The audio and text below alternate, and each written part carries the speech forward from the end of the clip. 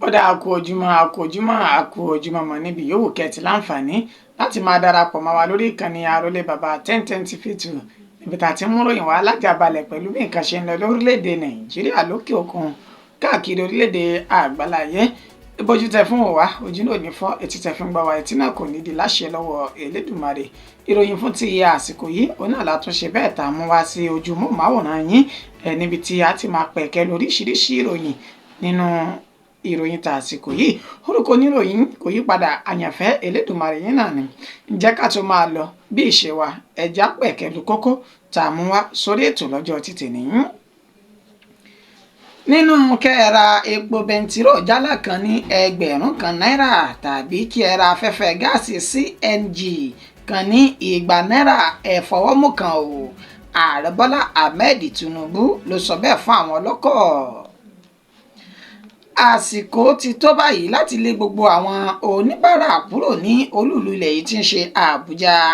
Nelson Wike òun ló sọ èyí di mímọ̀. Ebi wọ́n sọ pé orí adé kì í sùn ta, ṣùgbọ́n fáìmọ̀ ni kórí adé eléyìí kó má lọ sẹ́wọ̀n báyìí o, pẹ̀lú bí wọ́n ti ṣe gbé orí adé kan lọ sí ilé ẹjọ́ lórí ẹ̀sùn jìbìtì ilẹ̀ títà ní ìpínlẹ̀ Ògùn. Ilé ẹjọ́ májísírèètì tó fìkàlẹ̀ sí ìpínlẹ̀ Adamawa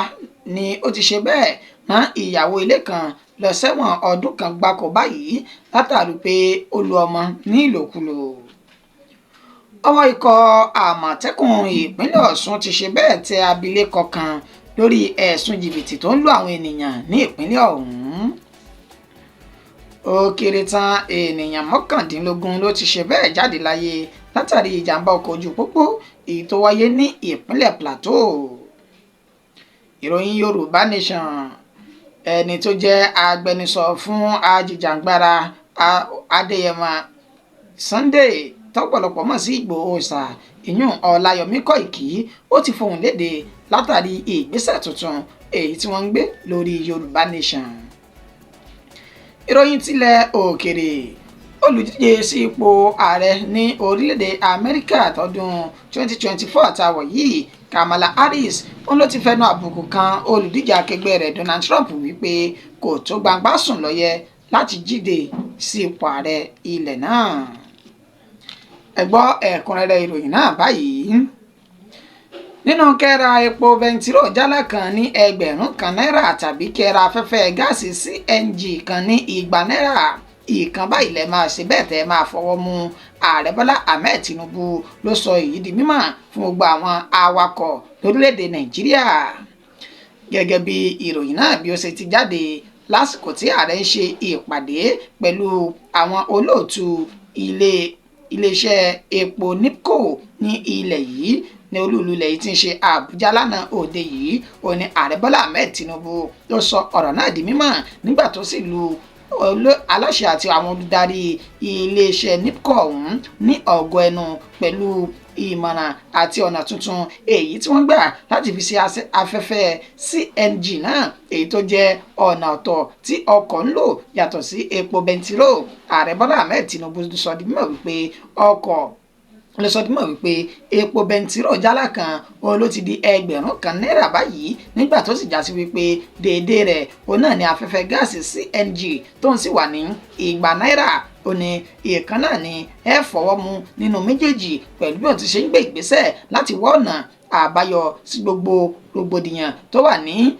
agbọnmi epo bẹntiró nínú èyí tí àwọn fi jọ ní ìfọwọ́sowọ́pọ̀ pẹ̀lú àwọn aláṣẹ àti olùdarí NIPCO láti lè yí ọ̀nà míì tí wọ́n yóò fi máa ṣe afẹ́fẹ́ CNG náà, ètò jẹ́ afẹ́fẹ́ gáàsì tí wọ́n sọ wípé ọkọ̀ ń lọ ọ̀hún. Ààrẹ Bọ́lá Ahmed Tinubu wá ní òun rọ àwọn aláṣẹ àti olùdarí NIPCO wípé kí wọ́n dákun kí wọ́n tún dábọ̀ láti fi ààyè tó fẹ̀ kalẹ̀ kí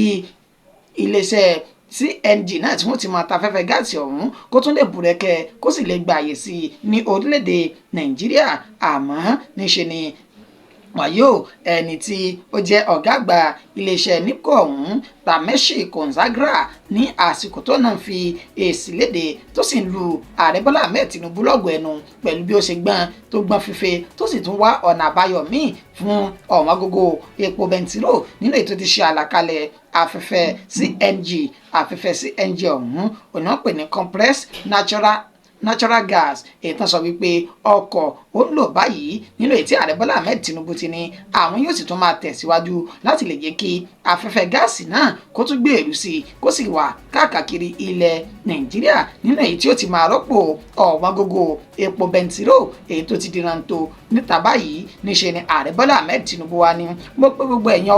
ọlọ́kọ̀ káàkiri orílẹ̀-èdè Nàìjíríà wípé ẹ fọwọ́ mú kan nínú méjèèjì tó rọ́nà àbáyọ méjì òun ló wà nílẹ̀ yìí nínú kẹra jálá epo bẹntiró kan ní $1,000 àbí kẹsì lo afẹ́fẹ́ gáàsì CNG ní $200 péré. àsìkò ti tó báyìí láti gbé gbogbo àwọn oníbàárà kúrò ní olúùlú ilẹ̀ yìí Nancy Wike òun ló sọ èyí di mímọ̀. ẹni tó jẹ́ mínísítà fún olúùlú ilẹ̀ yìí tí ṣe Àbújá ìyún Nancy Wike ó ní ó ti fi òun náà léde lánàá òde yìí lásìkò tí wọ́n ń ṣe ìfilọ́lẹ̀ ojú ọ̀nà èyí tí wọ́n ń ṣe ní ìlú Àbújá ọ̀hún nínú èyí tí Wike tó ti sọ̀rọ̀ náà síta tó sì sọ di mọ̀ wípé yàtọ̀ sí ohun amáyédẹrùn tá à ń pèsè nípa ọ̀nà ni àbí ilé ìwé níṣe ni a ti ń gbèrò tá a sì ti ń gbé ìgbésẹ̀ báyìí tá a sì tún ti ṣetán ẹ̀wẹ̀ láti tẹ̀lé ìgbésẹ̀ náà pẹ̀lú bí àwọn kò ṣe ní gba àwọn oníbàárà èyún agbọrẹ kankan láàyè mọ́ ní olúùlú ilẹ̀ yìí tí ń ṣe Àbújá. Nancy Wike tó sọ èyí di mímọ̀ ó ṣe àlàyé rẹ̀ wípé àwọn oníbàárà gan níṣe ni wọ́n ti ń dojú ti gbogbo olúùlú ilẹ̀ yìí tí ń ṣe Àbújá ó ní apèbí kan ní olúùlú ilẹ̀ yìí tó wá já sí wípé nígbà tí àlejò tó wọ inú ìlú níṣe ni wọ́n rí àwọn oníbàárà agbọrẹ ọ̀hún tí wọ́n yabò wọ́n tó ń gbé igba bàrà wá síwájú wọn ó ní èyí tàbùkù olúùlú ilẹ̀ yìí púpọ̀ tí kò sì jẹ́ kí olúùlú ilẹ̀ yìí náà kó ní ẹwà èyí tó bó ṣe yẹ ó tún wá sọ ó tẹ̀síwájú nínú àlàyé rẹ̀ wípé àwọn tí wọ́n gba bàrà yìí kì í ṣe gbogbo wọn gan ó ní wọ́n lè jẹ́ oníbàrà ó ní ó lè wà láàrin wọn kí wọ́n jẹ́ agbódegbà fún àwọn agbésùmọ̀mí èyí tó já sí wípé àṣírí ìkọ̀kọ̀ kọ̀rọ̀kọ́ndù olúùlú ilẹ̀ yìí ni wọ́n ń dọ́gbọ́n wá tó sì já sí wípé wọ́n lọ fún àwọn ènìyàn burúkú náà ní àṣírí ọ̀hún nínú ètò ìjà sí wípé ètò ààbò tó péye kò ní sí ní olúùlú ilẹ̀ yìí tí ń ṣe Àbújá ní ìṣe ní Nancy Wike wá tẹ̀síwájú wípé pẹ̀lú bó ṣe jẹ́ báyìí o látàná òde yìí tí ń ṣe ọjọ́ kejìléníogún nínú oṣù tá a wà yìí ó ní àwọn fún wọn dà títí di ọjọ́ àìkú èyí tá a fẹ́ wọ̀ yìí ó ní tó bá ti lè di ọjọ́ ajé Monday èyí tí yóò máa ṣe déédéé ọjọ́ 28 níṣe ni àwọn yóò máa gbé gbogbo ẹni tó bá jẹ́ agbábárà káàkiri olúùlú ilẹ̀ yìí tí ń ṣe Àbújá ó wá rọ tó lórí tẹ̀lẹ́mù wípé ẹ̀yin tẹ́ bá ní ẹbí àbí ará kan nínú àwọn tí ń gba bárà ẹ tètè ṣèkìlọ̀ fún wọn o torí pé àyà wa ti bẹ́lẹ̀ báyìí ó ti bẹ́ sáré ẹ̀yin náà gbọ́n tí Wike sọ fúnra yín báyìí. Abuja is returning to beggar city. If you know you have a sister, you have a brother who is a beggar on the road, please, from next week, we will carry them. We will take them out. Ebi wọn sọ wípé orí adé kì í ṣe bẹ́ẹ̀ kó sùn ta àmọ́ àfàìmọ̀ ni o kò rí adé eléyìí kó má ṣe bẹ́ẹ̀ lọ sí ẹ̀wọ̀n pẹ̀lú bí wọ́n ti ṣe gbé orí adé kan lọ sí ilé ẹjọ́ lórí ẹ̀sùn jìbìtì ilẹ̀ títà ní ìpínlẹ̀ Ògùn. Olú ti ìlú Ọbáfẹ́ ní ìjọba ìbílẹ̀ Ọbáfẹ́mi Òwòdé ní ìpínlẹ̀ Ògùn èyún ọba Tàòfíìkì Owólabí Olúkáyọ̀dé ó ní ẹsẹ̀ orí adé náà ti mì lògbòlògbò báyìí pẹ̀lú bó ṣe já sí wípé wọ́n ti gbé lọ sí ilé ẹjọ́ májísírèètì tó wà ní Òwòdé Ẹ̀gbá ní ìpínlẹ̀ Ògùn lẹ́ni tí wọ́n fi ẹ̀sùn owó èyí tí ó tó 75 million naira tí wọ́n sọ wípé ó gbà lọ́wọ́ arákùnrin èyí tí wọ́n pe orúkọ rẹ̀ ní Michael Adéyẹmí lórí pé wọ́n jọ dúnàdúrà ní orí ilẹ̀ éékà èyí tí kò dín ní 500 tí wọ́n ní orí adé náà ó fẹ́ tà fún arákùnrin ọ̀hún. Arákùnrin náà ló jẹ́ ọ̀kan nínú àwọn òṣìṣẹ́ agbófinró ilẹ̀ yìí tó sì gbé ẹjọ́ náà lọ sí ilé ẹjọ́ gẹ́gẹ́ bí àlàyé tí ẹni tó jẹ́ agbèfọ́ba tó ṣe fún àwọn oníròyìn ó sọ di mímọ̀ wípé eyín Tìmílẹ́yìn Òrédèyìn ó sọ di mímọ̀ wípé àjọsọ àti ìdúnàdúrà ló wà láàrin orí adé ọ̀hún èyàn ọba Tàòfíìkì àti Michael Adéyẹmí wípé àwọn yóò tú ilẹ̀ tó jẹ́ éékà lọ́nà 500 fún un nínú ètò wọn sì ti jọ fẹnukò lórí 75 million naira ṣùgbọ́n níṣe ni ó jẹ́ kàyéfì bí orí adé náà bó ṣe sọ bẹ́ẹ̀ tó gba owó lọ́wọ́ Michael Adéyẹmí ṣùgbọ́n tí kò fún ní ilẹ̀ náà tí wọ́n jọ ní àjọsọ rẹ̀. Ìṣẹ̀lẹ̀ náà ó ní wọ́n sọ dímọ̀ wípé ó ti bẹ̀rẹ̀ láti nǹkan bíi ọjọ́ 18 inú oṣù kẹsàn-án ọdún 2023 tí wọ́n sì bá di ọjọ́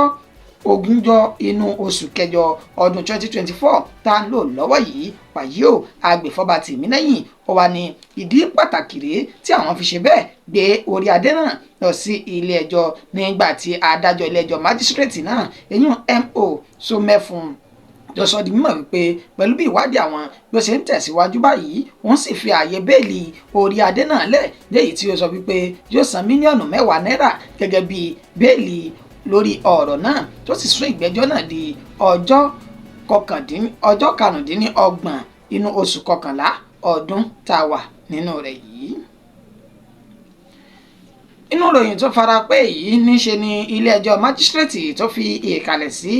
ìpínlẹ̀ Adamawa lólùlù ìpínlẹ̀ náà ti ń ṣe Yola ló ti ṣe bẹ́ẹ̀ rán ìyàwó ilé kan lọ sẹ́wọ̀n ọdún kan gbáko báyìí látàrí ẹ̀sùn lílo ọmọ ní ìlòkulò èyí tí wọ́n fi kàn án. Abilékọ tí wọ́n pe orúkọ rẹ̀ ní Fatima Abubakar ẹni ọdún 47 ó ti rí ẹ̀wọ̀n ọdún kan yìí báyìí lẹ́ni tí wọ́n fi ẹ̀sùn kàn wípé ó lo ọmọ èyí tí ọkọ rẹ̀ bí fún ìyàwó míì tó lò wọ́n ní ìlòkulò tó sì fi ìyà jẹ wọ́n ní ìjẹkújẹ gẹ́gẹ́ bí àlàyé èyí tí wọ́n ṣe. Arábìnrin Fatima Abubakar ó ń gbé ní agbègbè Sanda Makama bí wọ́ọ̀dù ní olúùlú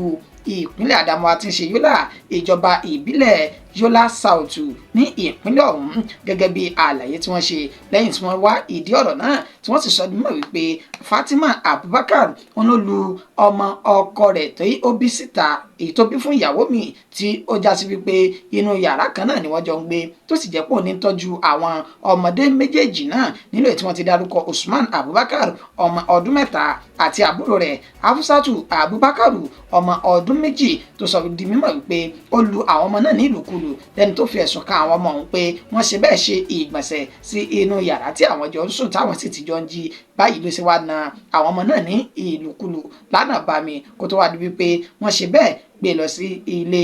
ẹjọ́. Wàyí o adájọ́ ilé ẹjọ́ májísírèètì náà M.A. Adamu tó fi ìdí ọ̀rọ̀ náà múlẹ̀ pẹ̀lú ẹ̀rí máa jẹ́ mi nìṣó èyí tó ló wà ní iwájú ilé ẹjọ́ báyìí ó ní òun ṣe bẹ́ẹ̀ na arábìnrin Fatima ní ẹ̀wọ̀n ọdún kan gbáko nínú ètò sì tún ti san ẹgbẹ̀rún lọ́nà ọgọ́rùn-ún náírà fún ìjọba àti ẹgbẹ̀rún lọ́nà ọgọ́rùn-ún ó dín ní 200 náírà èyí 150,000 naira fún owó ìtọ́jú àwọn ọmọ náà tó ṣe bẹ́ẹ̀ tó nà ní ìnàkúnà. Wàyí o adájọ́ náà kò fi ọ̀rọ̀ náà bò bẹ́ẹ̀ níṣẹ́ ni ó tún sọ bẹ́ẹ̀ tó sọ di mímọ̀ wípé ẹni tó jẹ́ ọkọ abilékọ náà Abubakar Yuguda tó jẹ́ bàbá àwọn ọmọ méjèèjì ó ní ó fi ẹ̀sùn kan òun náà wípé wọ́n jọ mọ̀ nípa rẹ̀ ni àmọ́ tó ní ìwádìí tiẹ̀ sì ń tẹ̀síwájú nínú ẹ̀ tó fi bẹ́ẹ̀lì tiẹ̀ sílẹ̀ tó sì ní àwọn sún ìgbẹ́jọ́ rẹ̀ síwájú di ìgbà míì tí àwọn yóò máa tẹ̀síwájú lórí ọ̀rọ̀ náà. Ọwọ́ ikọ̀ Àmọ̀tẹ́kùn ìpínlẹ̀ Ọ̀ṣun ló ti ṣe bẹ́ẹ̀ tẹ abilékọ lórí ẹ̀sùn jìbìtì lúlù ní ìpínlẹ̀ ọ̀hún. Abilékọ kan tí wọ́n pe orúkọ rẹ̀ ní Táíwò Bádírù ẹni ọdún 31 ó ní ọwọ́ ti tẹ̀ báyìí lẹ́ni tó ń gbé ní ọ̀rọ̀ rúwọ̀ ìjọba ìbílẹ̀ Bódìpẹ́ ní Ìrágbìjí gẹ́gẹ́ bí wọ́n ṣe sọ nímọ̀ wípé arábìnrin ọ̀hún ó jẹ́ èèyàn kan tó máa ń ṣe bí ọkùnrin ní orí ẹ̀rọ ìbánisọ̀rọ̀ nínú èyí tí ó ti máa báwọn ènìyàn sọ̀rọ̀ wípé ilé ìfowópamọ́ yín òun jẹ́ aláṣẹ àti olùdarí ilé ìfowópamọ́ náà gẹ́gẹ́ bí máníjà ilé ìfowópamọ́ tí ó sì máa dá ètè wípé àwọn ń ṣe ètò kan láti gbé owó kalẹ̀ fún àwọn ènìyàn láti fi ṣe ìrànlọ́wọ́ fún wọn nínú ètí ń dọ́gbọ́n tó sì fi ń gba owó lọ́wọ́ àwọn ènìyàn. Wàyí o Táíwò Bádírù ó ní wọ́n sọ ní mọ̀ láti ẹnu ẹni nínú ìwádìí láti ẹnu ẹni tó jẹ́ olórí ikọ̀ Àmọ̀tẹ́kùn ti ìpínlẹ̀ Ọ̀ṣun ìyún Isaac Ọmọyẹlé ó sọ dímọ̀ wípé ọwọ́ bá arábìnrin náà ní ọjọ́ 19 inú oṣù kẹsàn-án ọjọ́ 19 inú oṣù kẹwàá tá a wà yìí tí ń ṣe ọjọ́ sátidé sọ ó ní pẹ̀lú ìwádìí tí àwọn ṣe níṣe ni arábìnrin ọ̀hún ló lu arákùnrin kan tí wọ́n pè ní Fatai Saidi ní jìbìtì owó tó jẹ́ 4.5 million naira èyí tó gbà ní ọwọ́ rẹ̀ ní ọ̀rọ̀ rúwọ̀ tí ń ṣe ìjọba ìbílẹ̀ borípé ọ̀hún. Ó sì sọ bí mọ̀ wípé kì í sọ nìkan ni àwọn mú àwọn míì ni wọ́n jọ ń ṣiṣẹ́ pọ̀ tó sì ní ó ti ń ṣiṣẹ́ ọ̀hún látọjọ́ tó ti pẹ́ nílé tó ti lu àwọn ènìyàn ní jìbìtì ní ìpínlẹ̀ Èkó kó tó di wípé ó ṣẹ́rí padà wá sí ìpínlẹ̀ Ọ̀ṣun nínú ètò ti jẹ́wọ́ ẹ̀ṣẹ̀ tó sì sọ di mọ̀ pé gbogbo owó tẹ́ rí tí mò ń gbà yìí níṣe ni òun lò láti fi ṣe ìtọ́jú ẹbí òun ní àti ará òun. Àmọ́ṣá níṣe ni olórí ikọ̀ àmọ̀tẹ́kùn náà fi orúkọ àwọn tó kù léde nínú àwọn tí wọ́n jọ mọ̀ nípa ọ̀rọ̀ náà. Ó dárúkọ Musbau Saidi tó jẹ́ Ganiyu ó ní ẹ̀sùn olè jíjà ni wọ́n fi kan àwọn èyí Hafiz Ayuba, Awalu Adébáyọ̀, Ìlérí Olúwa Nurudini, Ọlálékan Masudi, Káyọ̀dé Ọ̀dẹ́sànmí àti Rasheed Abdullahi tó sì ní àwọn ti fa àwọn ènìyàn náà lé àwọn agbófinró lọ́wọ́ láti ṣe ètò èyí tó yẹ lórí wọn. Ó kéré tán ènìyàn 19 ló ti ṣe bẹ́ẹ̀ jáde láyé látàrí ìjàmbá ọkọ̀ ojú pópó èyí tó wáyé ní ìpínlẹ̀ Plateau lọ́jọ́ ajé Monday èyí tá a lò tán yìí ní agbègbè tí wọ́n pè ní Awan Kibo ìjọba ìbílẹ̀ Riyom ní ìpínlẹ̀ Plateau ní olúùlú ìpínlẹ̀ náà ti ń ṣe jọ́ọ̀sì. Ó ní ìṣẹ̀lẹ̀ náà ó ní ó ti wáyé nígbà tí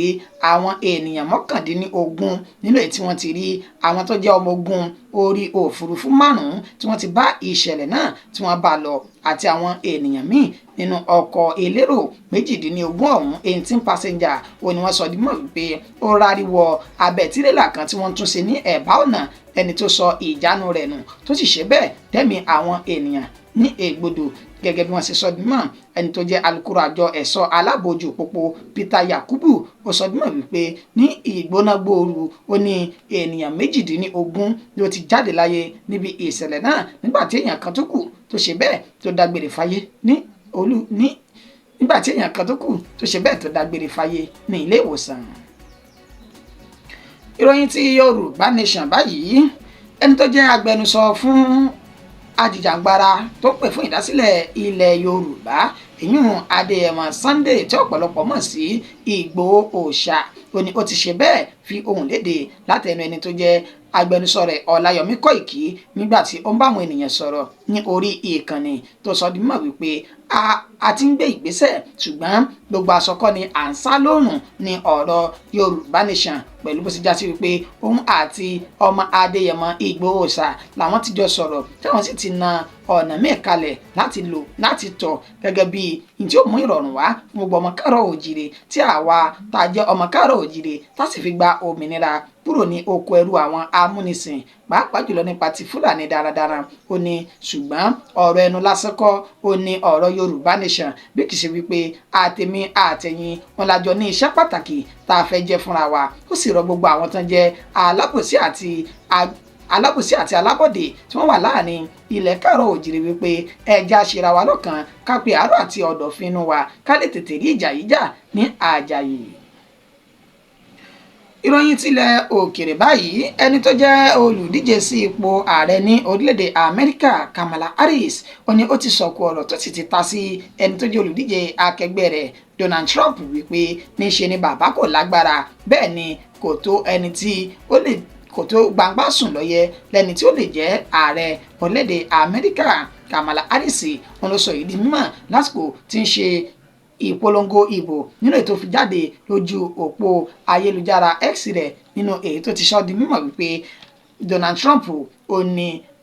ìlera rẹ̀ kò tó ẹni tí ó tó jáde láti díje sí ipò ààrẹ. Bí ẹ bá sì gbàgbé ìdíje sí ipò ààrẹ ilẹ̀ Amẹ́ríkà ó ní ètò ìdìbò náà ó ní yóò wáyé nínú oṣù kọkànlá nínú ètò kù bíi ọjọ́ 13 báyìí tí ètò ìdìbò náà tí yóò fi wáyé o. Kamala Harris ó ti wá pé gbogbo àwọn tí wọ́n jẹ́ olùdìbò wípé ẹ rò dáadáa o ẹ mọ̀ ń tẹ́ẹ̀sẹ̀ o torí wípé Donald Trump àpò ara rẹ̀ nìkan níjà fún tí kò sì ná ní gbogbo ẹ̀yin tẹ́ jẹ́ olùgbé ilẹ̀ Amẹ́ríkà. Another used the word that he is unfit to be president again and is dangerous. ìròyìn wa kò jù báyìí lọ fún ti àsìkò yìí. Ẹni tó ṣe àkójọpọ̀ rẹ̀ tó tún kà sí ti ìgbọ́yìn náà ni àyànfẹ́ Elédùmarè. Títí dìgbà tá tún padà máa mú ìròyìn míì wá, mo kí wa pé àkójúmọ́ lẹ́ẹ̀kan sí ẹni àsàn wá sówó àsàn wá sọmọ àtẹ̀kú tí ń ṣe bálẹ̀ ọ̀rọ̀.